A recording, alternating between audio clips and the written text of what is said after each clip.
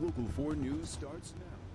Right now, storms moving into southeast Michigan. You will definitely need to be extra careful driving tonight because strong winds and rain will make it hard to see.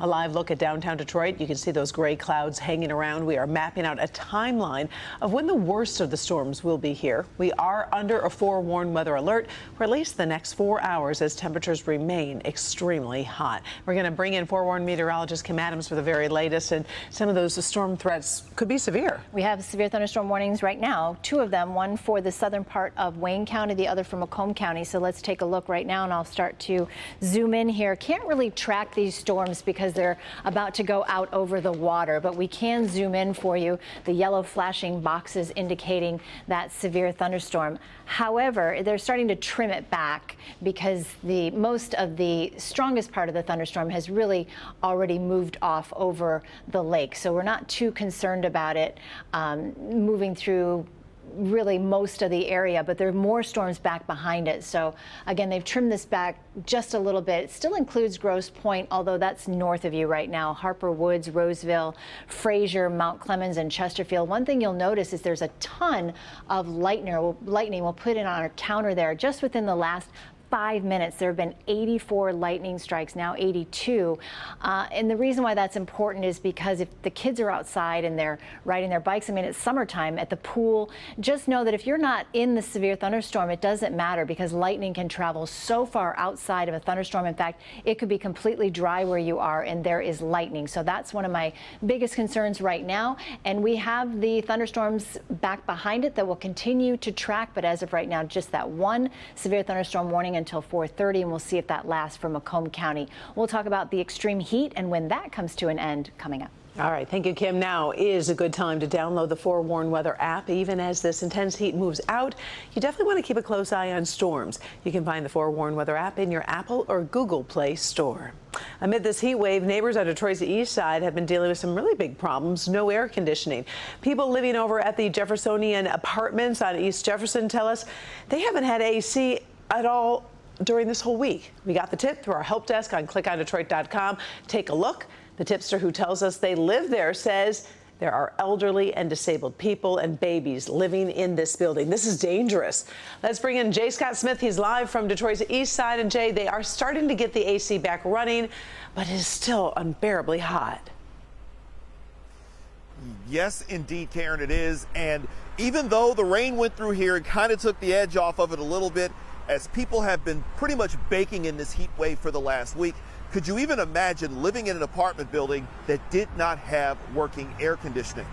Well, unfortunately for the people in the Jeffersonian apartments, or should I say the Jefferson apartments, that's been their reality. The AC has not worked in this 30-story building, and according to residents that I've heard from, the building didn't even test until last week when they figured out that the AC did not work when this heat wave began. Now, according to one resident whose identity we are concealing because she fears retaliation from management, it's led to a brutal week and borderline dangerous conditions in their homes. How hot is it in that building right now? I've heard some people say that their apartment is as high as like 95 to 100 degrees. Mine is about 90. And how have you been able to maintain with this heat, especially over the last few days? I mean, I've been lucky because I have somewhere to stay right now that is air conditioned, but not everybody's so lucky. Like some people don't have family or friends in town or can't afford a hotel in order to stay somewhere else. But I've also noticed that my pets are showing signs of heat exhaustion, so I can't stay anywhere else. I have to like constantly be monitoring them and making sure that they stay wet and stay cool because I don't want anything to happen to them. Now, she also says that the lack of air conditioning is not a new issue at this building. It's been something they've been battling for years. Coming up at 5, we'll hear more from that resident, plus get the city's response to what's happening just over my shoulder at the former Jeffersonian. We're along the riverfront in downtown Detroit. I'm Jay Scott Smith for Local 4. All right, feel for those residents and look forward to hearing what the city has to say. We'll check back with you, Jay. Now to our other top story. A deadly crash involving a semi-truck has shut down I-75 for nearly 5 hours. I want you to take a look at this mess. The truck was hauling what appears to be cases of beer, which are now strewn across the freeway. Police say the semi-truck driver crashed into a construction crew vehicle called an attenuator truck, jackknifed and then hit another construction truck. Several MDOT workers were hurt, but they are expected to be okay. We're going to continue to watch the area, and we'll let you know as soon as that road opens back up. But again, closed down for 5 hours. Let's stay in Monroe County. Disturbing new allegations against Bedford Public Schools stemming from an incident at the high school located on Jackman. That's near West Dean Road. New lawsuit says Bedford Public Schools investigated and wrongfully cleared a teacher accused of sexual abuse, and that's why tonight they're searching for other students or maybe former students who may have experienced sexual misconduct in the district. The lawsuit says the teacher groomed and sexually abused a 17-year-old student with special needs. However, we are not aware of any criminal charges at this hour. So we do have a call into police to find out whether or not there is a criminal investigation ongoing that involves this teacher. We'll let you know as soon as we find out. We are hearing some unnerving new testimony as prosecutors build their case against the man accused of killing a well-known Detroit surgeon. 34-year-old Desmond Burks, charged with murdering the well-known neurosurgeon Devon Hoover. A family member of Burks took the stand today. They talked about how difficult it was to identify Burks in surveillance video that prosecutors say shows Burks parking and then limping away from Hoover's white SUV after the murder. What was your emotional reaction when you were at homicide and you made those identifications? Upset. I mean, emotionally, how did you feel? I cried. You cried when you had to make those identifications. Well, tears came out. I just got overwhelmed with emotion. That hearing is still going on right now. Ahead on Local 4 News at 5, we'll have more testimony from court. The Michigan Court of Appeals says Jennifer Crumbley will not be given bond as she makes her bid for a new trial. In a ruling today, the court granted Crumbley's request for consideration by the Michigan Supreme Court. But it also denied her request to be freed on bond. The Macomb County prosecutor claimed the mother of the Oxford school shooter was a flight risk. I should say the Oakland County prosecutor claimed that she was a flight risk.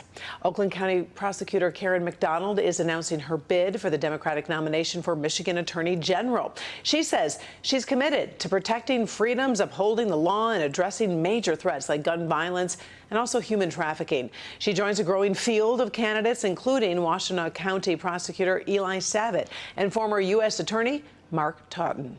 The winner of the 2026 Attorney General race will replace Democratic Attorney General Dana Nessel. Many people may be getting outside, maybe doing some yard work, and if you are, I want you to be on the lookout for some invasive species here in Metro Detroit attacking your plants, your trees, also your gardens. We're talking about invasive species like the spotted lantern fly and the box tree moth that's quickly making its way through Metro Detroit. This morning during Local 4 Live, Priya Mann spoke with a greenhouse and floriculture expert from the Michigan State University system about what homeowners can do to keep their yards safe. We do think that some of the spread is due to people disposing of infested plants improperly. So that's the other thing homeowners should take note of is if they are pulling out boxwoods, we recommend that those plants are double bagged and put out with the municipal trash rather than your yard waste. Our streaming show, Local 4 Live, weekdays starting at 8 in the morning. It's part of our new morning news lineup from 4:30 a.m. until 11 a.m.